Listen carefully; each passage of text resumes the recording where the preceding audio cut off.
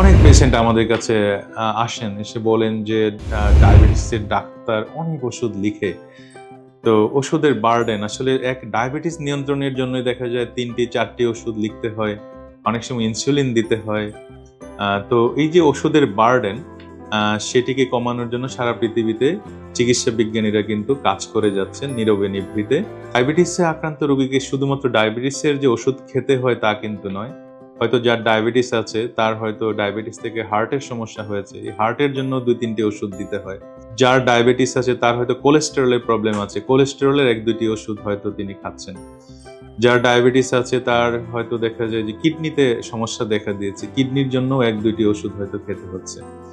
যার ডায়াবেটিস আছে তার হয়তো নার্ভ ড্যামেজ হয়ে গেছে, পায়ে জ্বালা পোড়া আছে, সেজন্য হয়তো 1-2টি ওষুধ দেওয়া হয়েছে।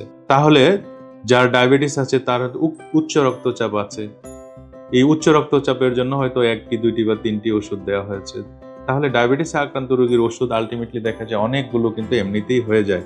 অনেক সময় পেশেন্টরা বলেন যে ওষুধ খেয়েই পেট ভরে যায়, আর কি খাবো, খাওয়া দাওয়া বাদ দিয়ে ওষুধ খেয়েই তো আমার পেট ভরে যাচ্ছে। হ্যাঁ, এরকম কথা আমরা প্রায়ই শুনি আমাদের পেশেন্টদের মুখ থেকে। তাহলে ওষুধের যে বার্ডেন সেটি কমানোর জন্য, বিশেষ করে ডায়াবেটিসের রোগীর যে ডায়াবেটিসের ওষুধের সংখ্যা এবং বার্ডেন কমানোর জন্য এখন বাজারে সপ্তাহে একদিন ওষুধ চলে এসেছে। অনেকগুলো অপশন আমাদের হাতে ইতিমধ্যে এসে গেছে। তো এই ওষুধগুলোকে আমরা যদি প্রধানত 2 ভাগে ভাগ করি, এক ধরনের ওষুধ হলো মুখে খাওয়ার ট্যাবলেট, আরেক ধরনের ওষুধ হলো ইনজেকশন।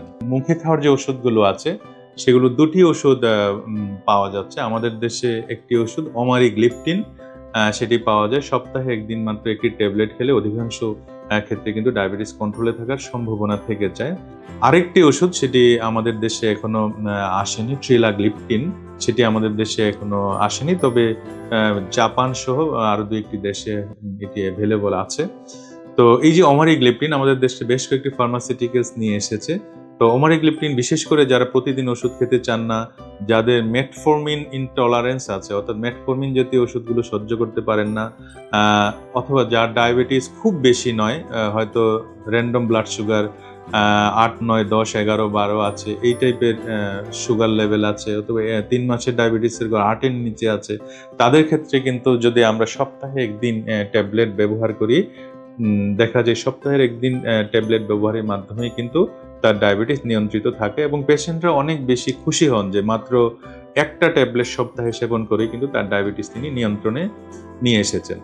মুখে খাওয়ার ওষুধগুলোর ছাড়াও আরো কিছু ইনজেক্টেবল ফর্মুলেশনস এখন আমাদের বাজারে চলে এসেছে, সারা পৃথিবীতেই অ্যাভেলেবল আছে। আর আমাদের দেশকে বেশ কয়েকটি ফার্মাসিউটিক্যালস কোম্পানি এই মুখে খাওয়ার যে ইনজেকশনগুলো সেগুলো নিয়ে এসেছে। এর মধ্যে সেমাগ্লুটাইড, ডোলাগ্লুটাইড, টার্জেপেটাইড, এগুলো হলো এই ধরনের প্রিপারেশন।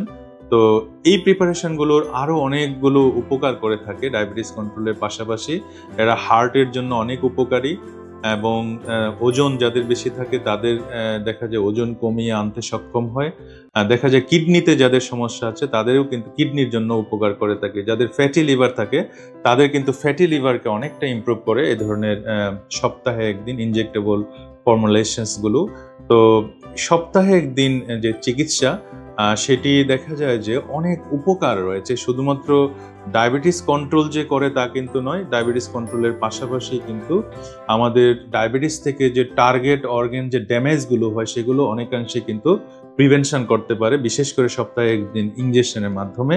তাহলে সপ্তাহে একদিন এই যে ইনজেক্টেবল ফর্মুলেশন আমি যেগুলোর নাম বলেছি এগুলো ছাড়াও কিছু ইনজেক্টেবল ফর্মুলেশনস পাইপলাইনে রয়েছে। বিশেষ করে সপ্তাহে একদিন ইনসুলিন, এই ইনসুলিনটির নাম হলো ইনসুলিন আইকোডেক, সেটির ফেজ 3 ক্লিনিক্যাল ট্রায়াল ইতিমধ্যে সম্পন্ন হয়ে গেছে। হয়তো 1-2 বছরের মধ্যেই এই সপ্তাহে একদিন ইনজেকশন আমাদের বাজারে চলে আসবে ইনশাল্লাহ। এটি যদি মার্কেটে চলে আসে তাহলে দেখা যাবে যে মাত্র একদিন ইনজেকশন নিয়ে 7 দিন পর্যন্ত ব্লাড সুগার লেভেল কন্ট্রোলে থাকবে।